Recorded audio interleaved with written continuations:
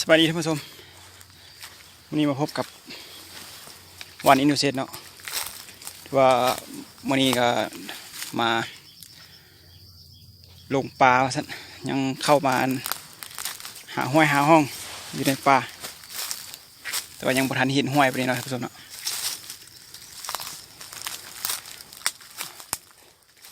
เข้ามานี่ก็ออกจากบ้านมานี่ก็ประมาณ2 ชั่วโมงแล้วยังบ่ทันห้อยไปเลยท่านผู้ชม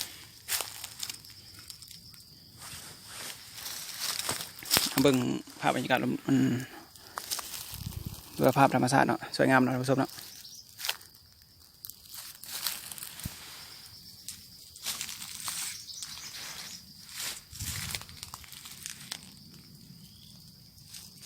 อยู่ในป่าในดงเนาะพี่น้องเนาะตอนนี้ก็ถือว่าเรายังท่า2-3 สหายเนาะน้ำหลังมาถือว่าเอารถจักรเข้ามาเอามาเบิ่งลาดเราทางก่อนนะว่ามาได้บ่ได้ก็ถือว่ามาได้อยู่เนาะเดี๋ยวนี้เราบอกเอาโซเฟอร์รถเอารถนำเข้ามาเนาะวันนี้เนาะบรรยากาศสวยงามพี่น้องสุดยอดเลยเ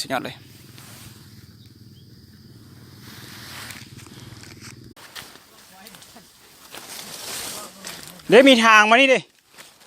มีทางแม่ละทางนี้กี่นะทางนี้ละไม่ลดเลย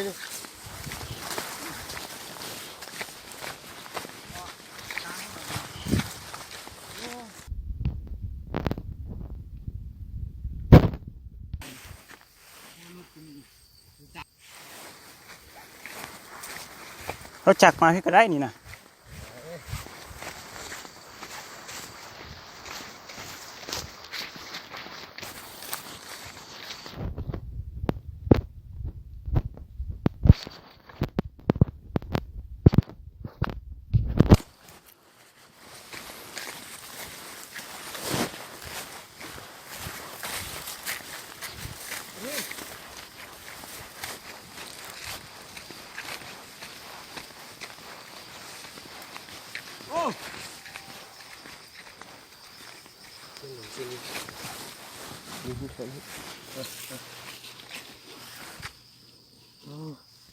ขับคนไหม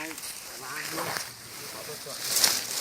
คือมันทำงานคือตัวดอกเสื้อขับหูดอกเว้นบ้านเนาะ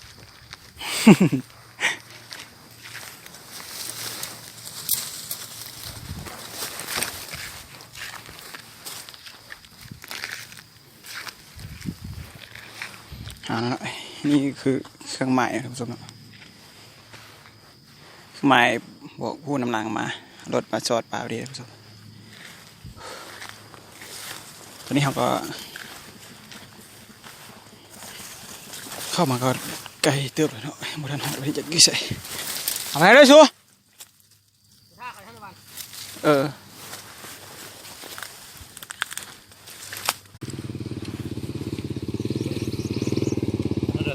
ตอนนี้ไปพุ่มมันให้ไปพุ่มเดี๋ยวจิ้นนี่ไป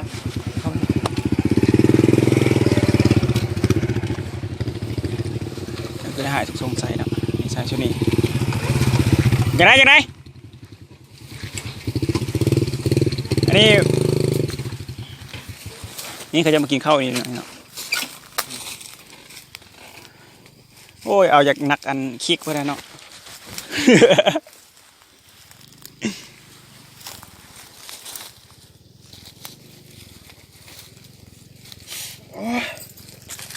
ฮ้อนไว้ไปลงมากินน้ำเยอะอยู่ดิ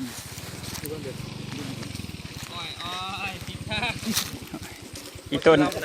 นรถคิกเด้อรถจะล่ำน้ำก็จอดไปเอาไก่ก่อนหมูซ้ำบ่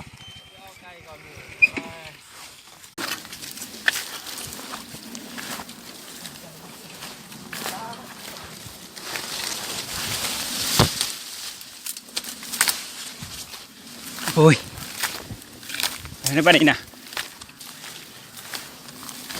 ไม่แต่หอยงัวหอยควายได้ถูกหลงป่าแล้ว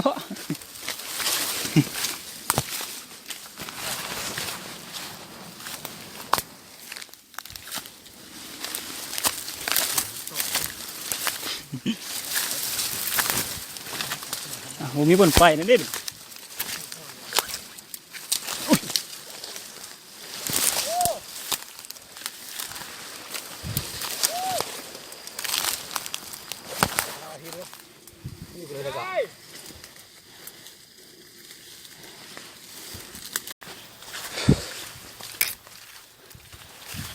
ทุกคนเลย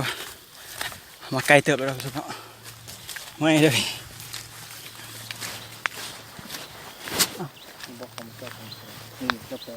งูอย่างนี้ ตัวแปลงนี่เอารถตุ๊กไป เข้ามานี่มาจอดดิ บอกเขาบุกเข้ามาเนี่ยเอารถบุกเข้ามาจะเจ๊ก็ไม่ได้เอามาล็อกตีนห้องเลย บัวเลยเป็นยังเป็นยังที่บอกยังไกลวะนี่บัวไกลเลยตี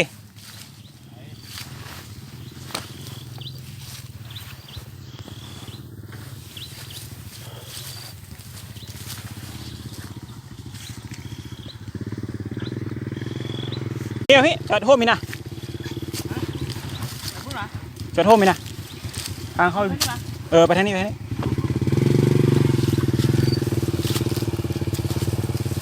ทำไง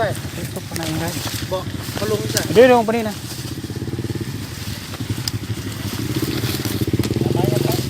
เอ๊ะซุปปนนี้ก็ได้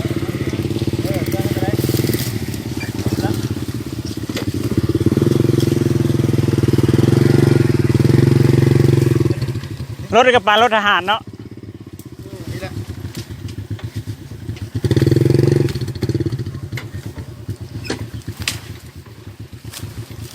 มีโฮมอยู่เลยมีโฮมสักที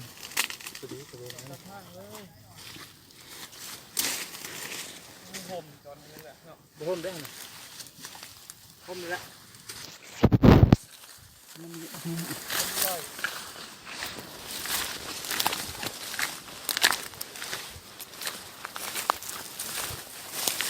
สองคนนั่นเลยจ้ะ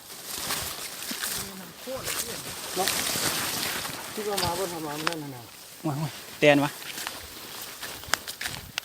เอ้าแม่นี่บอลละบันตกแม่นตกแม่น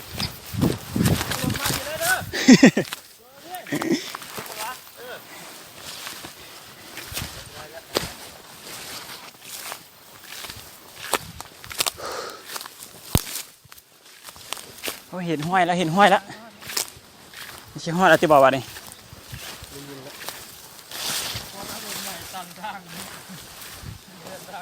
เดี๋ยว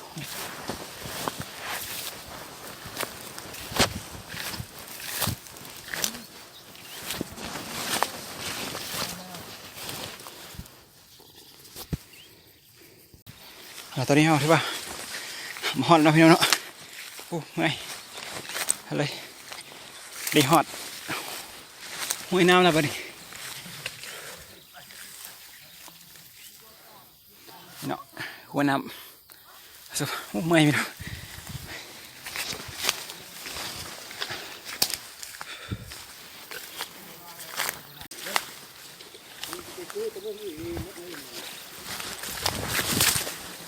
โอ้ย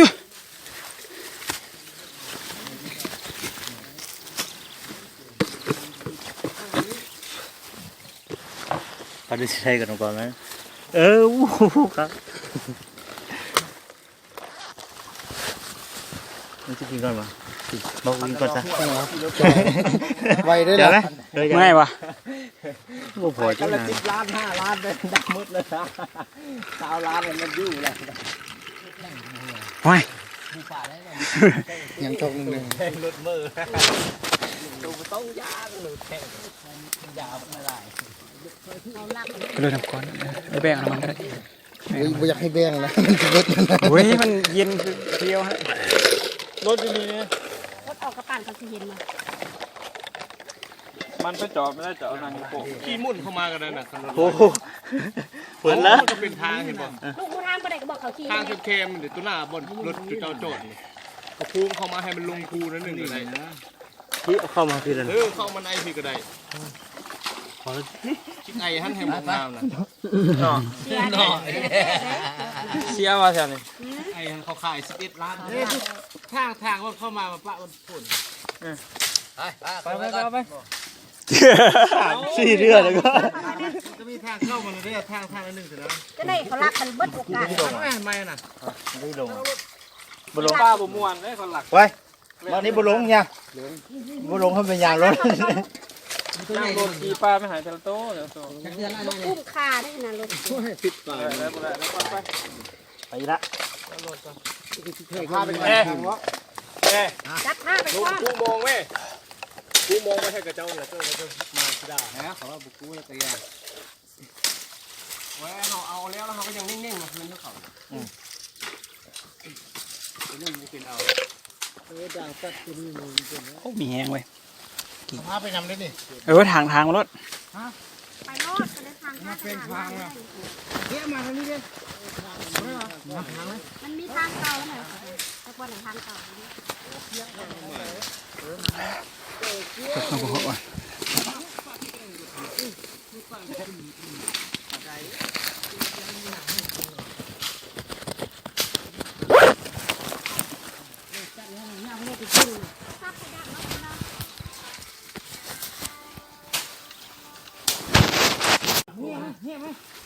เฮ้ยมากวาดเลยเฮ้ยบโลนะไป แห่อยู่บนรถ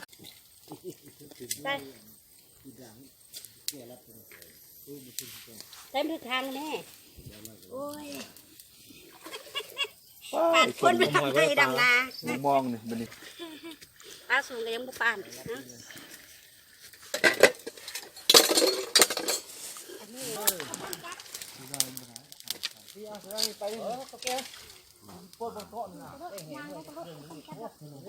นักคือจะรีอยู่ใส่รีอยู่ใส่กับกั๊กเนี่ยคือวันนี้ตลอดโอ้จากเมื่อเลย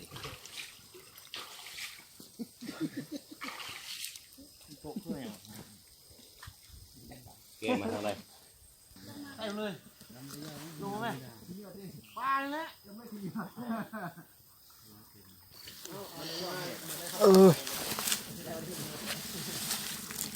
ไม่ดูวะ โอ้ยไปบ่ได้พี่น้อง นี่นะลักเอาต้นนี้ก็ได้นะ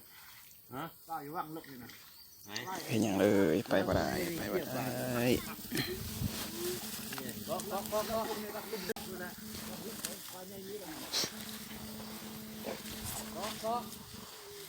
ตอนนี้ก็ขึ้นมาหอบเรื่องแล้วพี่น้อง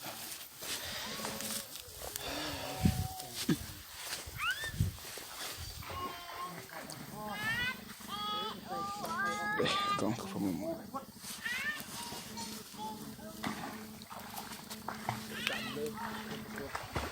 ปรากฏลูกนะ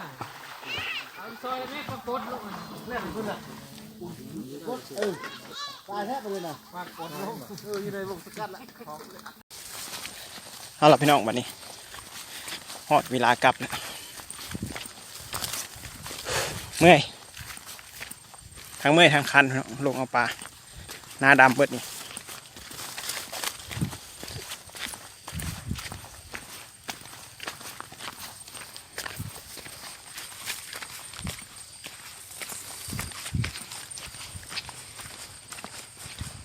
ปลาก็ถือเพื่อพอได้อยู่ได้กินพี่น้องทีนี้ก็เวลาก็ประมาณ4 โมงแรงเนาะพี่น้องเนาะตอนทำมาตอนออกจากบ้านจากงานมาก็ประมาณ10 โมงเนาะ10 โมงเช้ามาฮอดห้วยน้ำบุปลาขาดงมาบุปลาฝาดงมาฮอดห้วยน้ำประมาณ11 โมงเนาะพี่น้องคือว่าสุดยอดหลายพี่น้องทั้งเมื่อยทั้งม่วนทั้งคันเลยพี่น้อง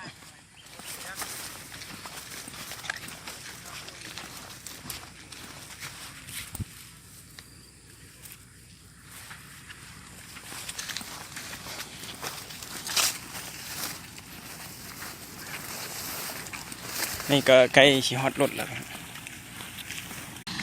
เอาละตอนนี้เราก็ฮอตรถเป็นที่เรียบร้อยแล้วเนาะนี่ก็รถก็สกวนบุปลาคาดง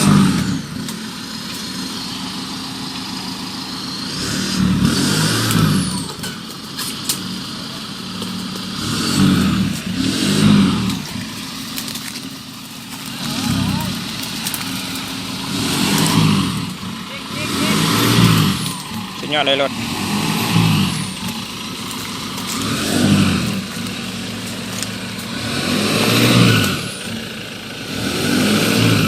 นี่นะครับว่ารถ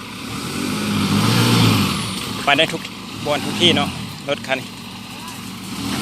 สายลุยของเราสายลุย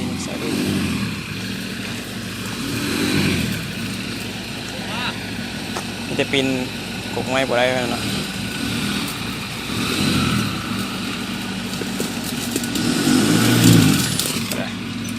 ปูเลย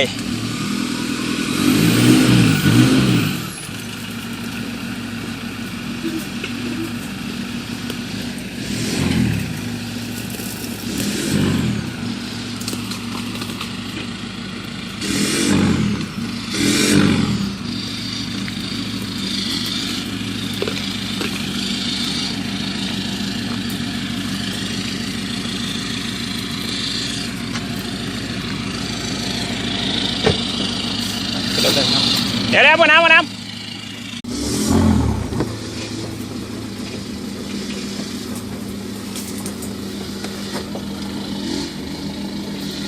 พิ่นมากันทางป้ามานี่ช่วยชิฮอดกูเป็นธรรมดาเลยนี่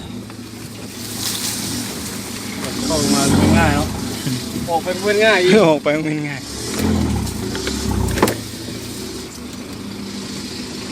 เป็นแล้วเนี่ย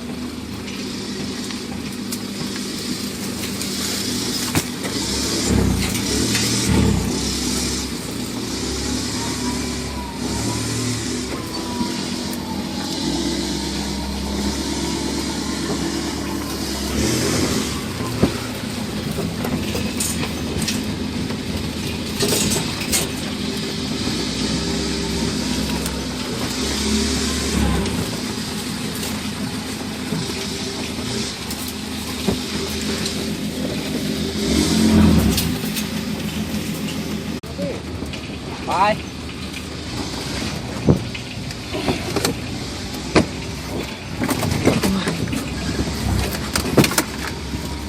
เหงื่อหยัดปั๊บ